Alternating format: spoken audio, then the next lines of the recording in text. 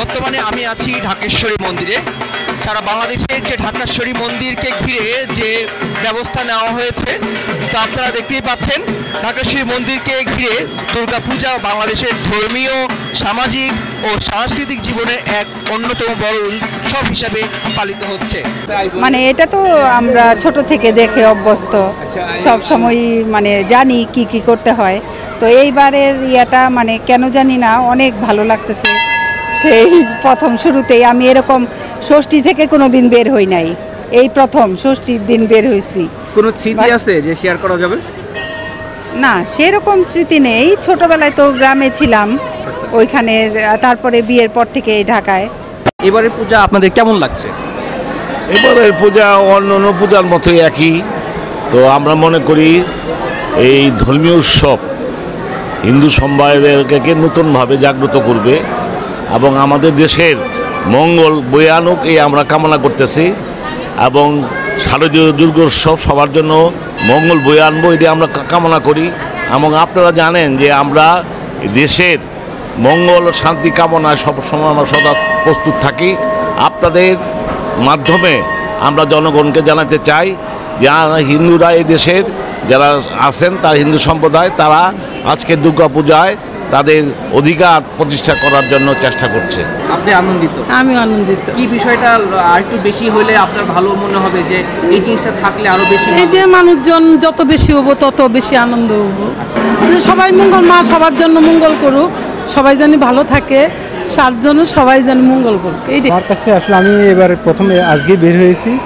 আমার কাছে ভালো লাগছে যে এখানে এসে যে মানে সুন্দর করে মানে গুছানো সাজানো এবং খুব একটা শান্তশিষ্ট পরিবেশে হচ্ছে পূজা, সেটা আমার কাছে খুব ভালো লাগছে। আমার ভালো লাগে যে অন্যান্য পূজা মণ্ডপের চেয়ে এটা একটু আলাদা, কারণ এখানের মানুষজন আসতে খুবই মানে সবাই খুব সুশৃঙ্খলভাবে থাকে, সুন্দরভাবে থাকে এবং এখানের জন্য কোনো মানে হেসেল নিতে হয় না মানুষকে আর কি ঠাকুরকে মানে ইয়া করার জন্য।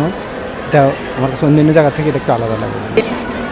আমার কাছে মা দুর্গা মানুষ, সনাতন ধর্মাবলম্বী লোক এবং আমরা সবাই মানুষ, আমরা সবাই মানুষ।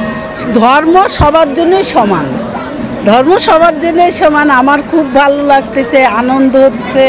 এই দিনগুলো যেন প্রতি বছর মানুষের জীবনে আসে, সুস্থ রাখে মা। সব প্রতি বছরে এসে মায়ের যেন দর্শন করতে পারে। বাবা দুর্গা মার কাছে আপনার কি চাওয়া? দুর্গা মার কাছে আমার চাওয়া বিশ্বের মানুষকে সুখে শান্তিতে রাখুক, সুস্থ রাখুক। প্রতি বছর যেন আমরা দুর্গা মায়ের কাছে আসতে পারি। ঢাকেশ্বরী মন্দিরে সে তো জাতীয় মন্দির, সবই ভালো লাগে বাবা, কোনো কিছু ভালো লাগার না। কত বছর থেকে এখানে পূজা উদযাপন করছেন? আমি আসি আমার ছেলে যখন গর্ভ হয় নাই তখন মা দুর্গার কাছে আমি মানসিক করছিলাম যে মা আমার একটা ছেলে সন্তান দিও, কোলে করে যেন তোমার কাছে আসে আমার সাধ্য মতো আমি কিছু দিতে পারি। তখন মায়ের একটা টিপ দিয়ে গেছিলাম আরও 25 বছর আগে। 25 বছর আগে মা আমার ডাক শুনছিল, প্রথমে মেয়ে তারপরে ছেলে চাইছিলাম আমি মায়ের কাছে।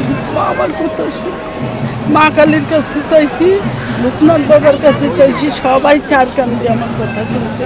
এই জন্য ভগবানের প্রতি আমি কৃতজ্ঞ মাদের, বাবার সব দেব দেবতার কাছে। এবং বাবা আমার ছেলে এবার 48তম বিসিএস হচ্ছে। আমি মানুষই করছি যে মা আমার সাধ্য মতো আমি তোমার কিছু দেওয়ার চেষ্টা করি। মা আমার আশা পূরণ করছে।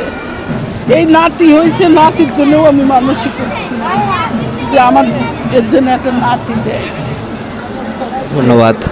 তো আপনার মার সাথে আপনি আজকে পূজায় আসছেন, আপনার কেমন লাগছে? সেটা তো মায়ের কাছে আমার চাওয়া যেন মা সবসময় আমাকে সেই সৌভাগ্য দেয় যাতে আমার বাবা মা, আমার সন্তান, আমার স্বামী, শ্বশুরবাড়ি সবাইকে, আত্মীয় স্বজনকে নিয়ে যাতে আমি প্রত্যেকবার মার কাছে আসতে পারি।